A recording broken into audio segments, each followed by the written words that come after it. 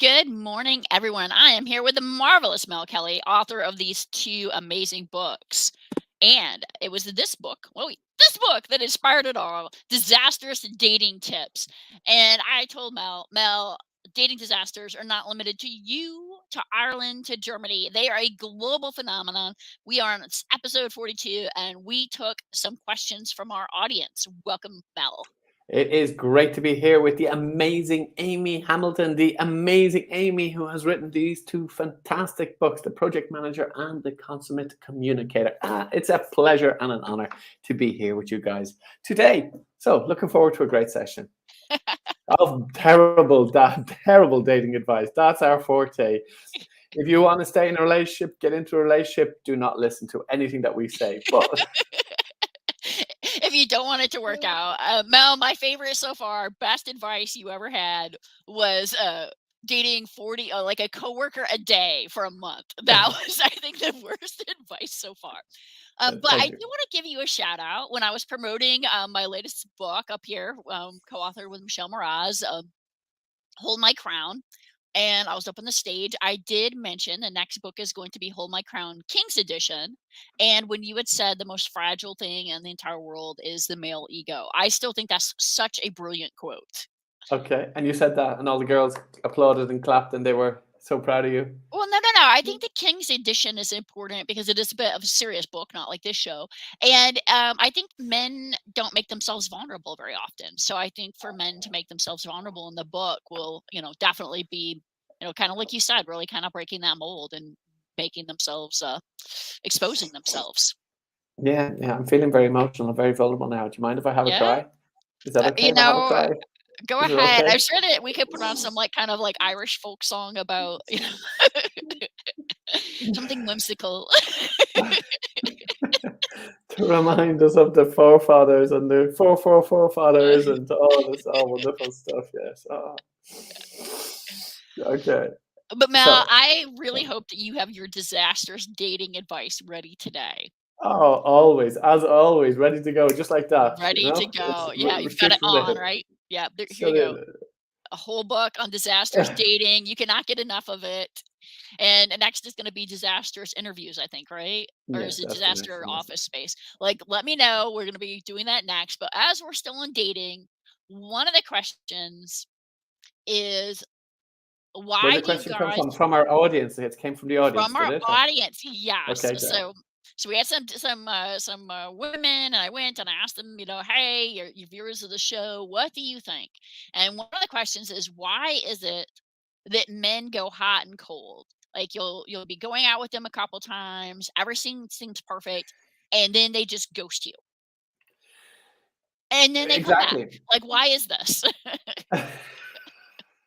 You see, men have learned from women about how to go hot and cold. I mean, it's all, it's just the man is learning to mirror what the woman is doing. It's very simple, yeah. So you think it's women do it first, and then a man does it But, back? and then the man does it back. That's my very simple interpretation. And so it's obviously a woman's fault. There we go. There's the good advice for you today. So what should they do about it then? Oh, come on. Just ignore him. Yeah, come on. If he's going hot and cold, I mean, come on, it's probably in their head and they're just imagining it. So, just tell them, yeah, move on. There, problem solved. Just move on. Just don't even try to work it out. There is no working out. Come on, it's not that complicated. Either he's interested, he's not interested. If he can't decide, then you know the answer. So there. Wow. Oh no, this is something that people discuss and analyze and dissect for hours and years and days and months and the whole lot. No, if they can't, we can't decide if he's hot or cold. Then you know he's not. There you go. Problem solved. Just walk away. Walk away, move on. But then again, probably half the people in the world probably never hook up if they took that advice. But sure, hey, you know, Just day we're one if here for you're the not bad. being We're here for bad the bad advice. advice. Okay, Mel. Our next question from our audience. It's Sorry, I had a tickle in my throat and I didn't want to cough on you there. okay. You know, uh, So this person has been dating someone for quite a while.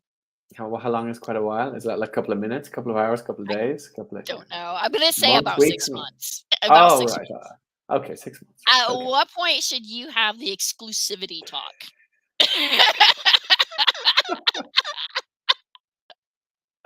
What's exclusivity? Oh my gosh. There you go. That was my answer. No, Mel, you can't just that's like I took longer to ask the question. Why does anyone need exclusivity? What? Come on. I mean, this thing, it's always a question. Should the guy bring that up? Should the girl bring that up? I mean, is it important? Is it not important? It depends. It depends. I think my advice would be is when is it important for you? So, I mean, is there a particular time frame? Is there a particular, I mean, what's the situation with your friends? I mean, why So is it important? I'm thinking first date, Mel. First date, you just sit the guy down and be like, check it out. Let me explain how this works. So first date is First date. absolutely, you write out the exclusivity contract, okay? So Yeah, so a you go, contract that you just pull it out. you pull it out on the first, whether you're a guy or girl, you put it on the first day and you say, "While we have our first date and we haven't finally told each other to go away, you cannot date anyone else." How's Yes. that? But then, I mean, what happens if the person doesn't, you have a first date and you think it goes well, and the person doesn't think it goes well, but you never hear back from them, but they haven't formally closed the contract? I mean, how long is the exclusivity contract valid for? Oh wait, what if you During sign a contract and then they ghost you? Then what do you okay. do? Oh, and then they go, oh, Ugh. Are you stuck in this exclusive contract forever because you signed that it? they go, then they And then they're just out of you like, God. he's gone, they're gone. He's gone, she's gone, and you're stuck in, yeah, you're stuck in limbo then, that's it. That's fantastic. So there you go. So exclusivity, back to your friend, say she missed her chance, first date, should have signed the exclusivity contract, and then yeah, there you go. Problem solved. Doesn't need to be worrying about this 6 months, 6 months later. He certainly wouldn't be hanging around if he did that on the first she did that on the first date, but she wouldn't be having the problem now. That's all I can say. Okay, the next one, and I have some empathy for this because I feel like I end up in this situation a lot myself, is Mel, I go on a lot of first dates and they seem like they go great, but then they never lead to anything more. What's your advice? Stop drinking so much. I gave up drinking from Lent. Stop drinking so much. Like, just because you're having a good time doesn't mean the other person's having a good time. So let them drink more than you. That's the golden rule. There you go. Let them So drink more than you. yes, yes. And the other one is let them talk more than you. If you want, there's a Yeah. serious tip there. Let them talk more than you.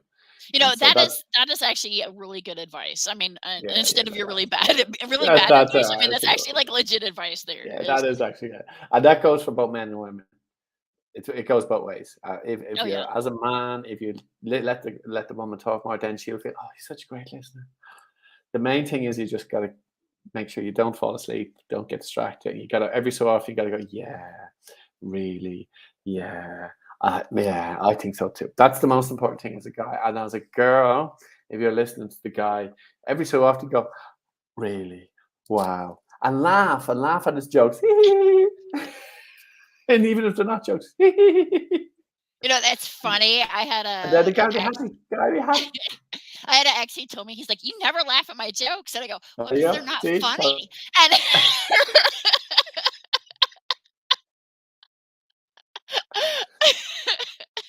exactly, exactly. There you go. You see, there you. So that's Yeah. you can say that maybe later in the relationship, but nah, it's not a relationship. That's not a good. It's not a good foundation. So, Mel, I wanna go through these and try to ask you one more question before we run out of Okay, time okay, today. okay. Okay.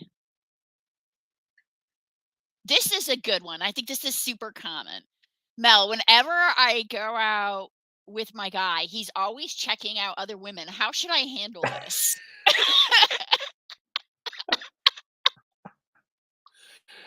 Wear sunglasses so you don't notice I'm doing it. You see, the thing is, women do this as well. Women check out other guys too, but it's just women are more discreet. So, equal opportunity, if he's checking out a chick, you should check out a guy. Is that what you're saying? That's how you You handle could it? do that. You could do that as well. You could do that as well. Check You out know, the other maybe guy. you could Yeah, just dialogue about it, like when people watch, and be like, yeah. "Oh, yeah, you're right. She does have, like, really nice curves, but look at this guy. He fills out his jeans well."